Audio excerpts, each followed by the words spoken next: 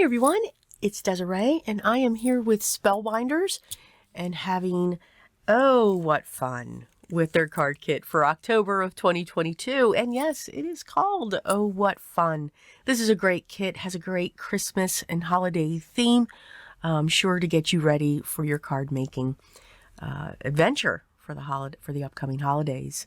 Let's look at what comes into our card kit. We get our card that tells us what we will get and some inspiration, along with our card stock, and we'll get a piece of gold metallic mirror card stock, our 10 card bases that are standard size, A2, which is 4 1/4 by 5 1/2, along with envelopes, some double-sided tape, some double-sided foam squares, some white iridescent sequins, and of course our 6x6 paper pad that is also called Oh What Fun. And remember, there's always add-ons that are available, especially with this one. This is our paper pad, and again, it is a paper pad. It is not a cardstock pad. I'm going to say this is just below 65 pounds, but it is perfect for creating mats and layering and die cutting and anything that you like to do in your card making journey and art. These are all of the beautiful patterns, and you get 2 of each pattern in the pack. Here are the chipboard stickers.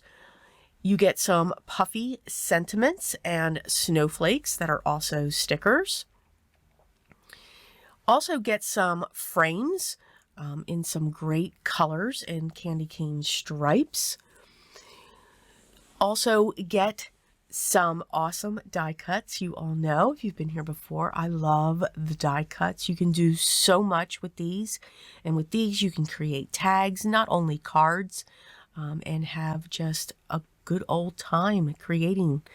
We've got some poinsettias, we've got snowmen, we've got holly, we've got a gingerbread house. Here is our stamp set with some cute gingerbread men and some great sentiments. And our die set creates a great snowman's face and a Christmas tree and all of the embellishments. And here are some more add-ons that will be available. And again, all of this will be linked down below. As always, these are some stickers. You get 4 sheets in this pack here, and then more die cuts. How exciting is that? There's a lot of sentiments in this one, and some tags and some cards. So lots to have fun with this die cut pack. And again, these are add-ons. These are not part of your kit. Okay, so these are available individually. And again, Spellbinders does that with all of their kits. There's always add-ons that are available for individual purchase if you would like. I'm so sorry, I just said that. Okay, so remember, not available. So let's get set for our 10 cards. Again, we are going to create our mats, do our layering, and do our collaging. I do work with the 2 dies as well to create some cards, and I will show those once we get to the end. Here I took a piece of the gold metallic cardstock, and we're just going to layer that, create a mat behind our holly paper, and we are going to create another panel with the gold metallic cardstock. And again, I always use the double-sided tape when it comes to creating our mats. So that's going to be the backdrop for some of our die cuts, and I'm just going to glue them in place. And again, these are some of the chipboard pieces and stickers, so just going to use that, and then I'm going to use some of the sequins to add some sparkle, and we're going to set that down onto our card base. And I cut the base mat 4 by 5 1/4 to have that white border. And yes, there's always a card that I forget to film, thought I was filming, didn't realize I didn't hit it, but here's a collage with all of the presents. Merry and Bright Sentiment is used. And now let's move on to our next card. I'm so sorry about that. You know, you get on a roll. Again, creating our mats, going to get this down onto our card base, because then we can just build our focal points right onto the front. Again, this was cut to be 4 by 5 1/4 so that I could have that white frame already created. I cut some strips from our pattern paper and just going to create a crossover with these 2 strips just to give it a little bit of interest, make it look like a present. And then I took these 2 die cuts, and always check your die cuts. There might be pieces that are to be removed, so that it makes it even look like another die cut. And I'm going to layer these 2 just to add a little bit of dimension. That's the beauty of the die cut pack. You get 2 of every die cut image, so we can add some dimension with that. I'm going to add some glue to the back of this frame, and then I'm just going to cut on an angle along the side so that I could have that white backdrop behind this. I'm going to set this down right where they cross, and then place the sled right above it. And I will use some double-sided foam squares. Now these are the leftovers from previous kits, and I like to use all of that section because you can cut it into any shape, and then I'll just add my sentiment down below. For our next card, again, we're working with some strips and going to set that down onto our first mat, but going to add a strip of the gold metallic underneath so that pops through. And then we're just going to set that within the center. And I used that piece of gold metallic cardstock like a mantle, because the stockings are going to hang from that. Going to set this down onto our card base, and then place our stockings like they're hanging from a mantle.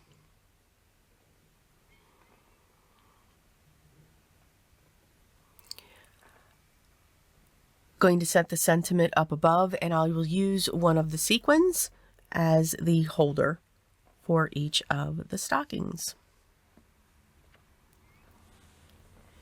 For this one, I'm focusing on the ornaments that were in the die cut pack, along with some of the florals. Took a piece of the pattern paper and I cut it down on an angle, and I'm going to set that down onto our red pattern paper. And then I'm going to add a strip of the gold mirror cardstock, and I'm just placing a mark, since I've already placed it onto my card base where I need to cut, so that I can set that in place. Since this mirror cardstock is double-sided mirror, I do like to use double-sided tape to make sure that I get a fast grip, a fast hold onto my pattern paper. I'm going to place my poinsettias along that strip, and then add some of the greenery up underneath that. So it's funny, I put that gold strip there, but I pretty much covered it up with all of the florals, but there's a piece peeking out there down at the bottom, so it does peek through. Gonna place the ornaments down onto the plaid pattern paper, and then I'm going to come in with a fine tip black marker, and I'm going to add some strings to make it look like the ornaments are hanging down, and I'm using my black micron pen for that. Add some sequins to the center of our florals.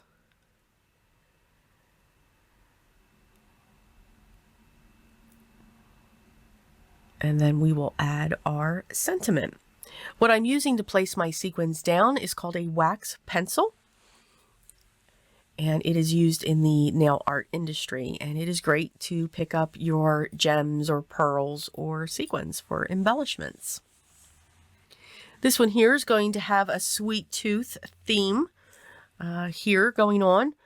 So I'm going to set up my mats first and then just have fun collaging with all of these wonderful sweets on the front of our card. And that's usually what I do when it comes to the die cuts. I've always said this, when it comes to this card kit, I'm very much inspired by the these die cuts or those chipboard pieces to collage with. But for each card, there's usually a theme. And usually what I'm doing is, I showed it in my June video of 2021, I believe, at the end, where I lay out my card bases, I match up the pattern paper, and then I just start literally flopping down those die cut pieces or frames or cards and just grouping them together with like-minded items. Like in this case, this was all the sweets. They were all put together. If there's florals, there might be different florals, so they're broken up, but they're put together. So there's always a theme of some type that does go with each of my cards. So again, there's cupcakes, there's cakes here, there's gumdrops and the gingerbread house. And that's usually how I work each of the kits. I love to collage. And again, that's how this card kit inspires me. A lot of times this is 99% of the time. This is what I love to do with this card kit. There's times where I do use the die set and there's times where I'm not. Again, it's what inspires you. That's what helps us to create when it comes to our cards and our art that we are making. So again, create the way that you want to create with the supplies that you have. Okay, so setting up our mats for our next card. And we'll get them down onto our card base as well. And that is something that I really do enjoy about this paper pad. And again, can't stress enough, it's paper. It's not a thick cardstock, but it's perfect to create mats on their own, meaning you cut your one size and then you just come down in increments. Or it's great to mat on your thicker cardstock, like the card kit, like the cardstock that does come into the kit, just to give it that framed look. We don't always have to, when we create our mats or our frames, we don't always have to have dimension. Just by creating these layers, when you collage, it's creating its own texture. It's creating its own dimension. Now, by all means, and as you can see, it doesn't mean we're not going to add our double-sided foam tape that comes with the kit. I am someone that just loves dimension. I love those layers, whether I'm just doing a flat collage or I'm adding height and width between either the mats or the die cuts or anything like that. It's one of the reasons that I don't use a standard envelope. I use that slightly larger envelope. I use the next size, and it's an A6. So I think it's like 5 3/4 and 6 1/4. So it has that 1/2 inch border that will accept all of that dimension or texture that I'm adding to my card. Now, yes, that may add to your postage, and you would have to, confirm that with your post office. For me, for cards that I do mail, and if they do have any that postage, the way that I'm shipping them to friends and family, yes, there is a slight increase of that. And one of the main reasons is 9 out of 10 my cards getting thicker than 1/4 of an inch. I'm also, when the cards are like that as well, I'm mailing them not necessarily in a regular envelope. They're being put into that inside a bubble mailer just to give it that extra protection. So it's just something to look at when you are mailing out your cards, to take that into consideration. Now, if you're not adding any I cannot speak today. I am so sorry. Now, if you're not adding any double-sided foam tape, then it's a flatter card, and that would be fine to be mailed in an envelope directly, because everything is glued down. So something to think about and something to look at. But even if you're not using your double-sided foam squares or tape, depending upon how many layers or mats or layers with die cuts for your collage that you're putting, you could get your card to a pretty thick dimension. So again, it's just something to look at, to take into that consideration. I'm working with the die cuts now, so we're coming down to the end of our 10 cards, and I die cut the tree 3 times just to give it some stability so that I don't have to use my double-sided foam squares. And that's a great way if you do have dies, just keep die cutting, use scraps. Does not have to be the same color of cardstock. No one's going to peel apart that image to see what's under it, and those fun colors underneath, if they're similar or like or neutral, add some interest when looking at the side. I used the Noel sentiment that comes in the die set, and now I'm just decorating the tree.